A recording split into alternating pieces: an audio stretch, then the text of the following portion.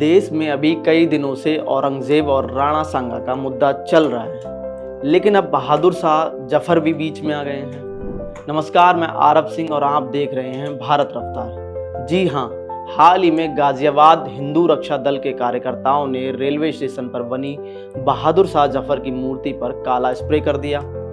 आइए पहले जानते हैं कि बहादुर शाह जफर कौन थे। बहादुर शाह जफर 1862 में मुगल साम्राज्य के अंतिम सम्राट थे। उनका पूरा नाम मिर्जा अबू जफर सिराजुद्दीन मोहम्मद बहादुर शाह जफर था। वे 1837 में अपने पिता अकबर शाह द्वितीय की मृत्यु के बाद मुगल सम्राट बने। उनके शासनकाल में मुगल साम्राज्य के केवल दिल्ली और उसके आसपास के क्षेत्रों तक सीमित रह गया था, क्योंकि ब्रिटिश ईस्ट इंडिया कंपनी ने भारत के अधिकांश हिस्सों पर अपना नियंत्रण स्थापित कर लिया था। बहादुर शाह जफर 1857 के प्रथम स्वतंत्रता संग्राम, जिसे सिपाही विद्रोह भी कहा जाता है, उसके प्रतीकात्मक नेता भी थे।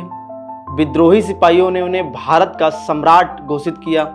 उनके नेतृत्व में ब्रिटिश शासनकाल के खिलाफ लड़ाई लड़ी। हालांकि वे स्वयं सैन्य नेता नहीं थे और उनकी शक्ति सीमित थी, फिर भी उन्होंने विद्रोहियों को एकजुट करने में महत्वपूर्ण भूमिका निभाई। बहादुर शाह जफर एक कवि और संगीत प्रेमी भी थे। उन्होंने उर्दू में कई गज़लें और कविताएं लिखी जो उनकी संवेदनशीलता और दुख को दर्शाती हैं।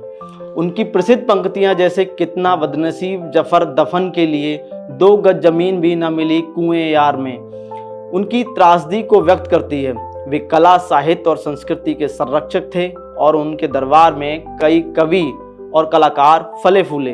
अब सवाल उठता है कि देश में जिस प्रकार का माहौल चल रहा है, यह औरंगजेब और राणा सांगा का मुद्दा गरमाया हुआ है, क्या बहादुर शाह जफर की पेंटिंग पर काला स्प्रे उसी माहौल का शिकार हुआ है? क्या उसी मानसिकता में काला स्प्रे हुआ है?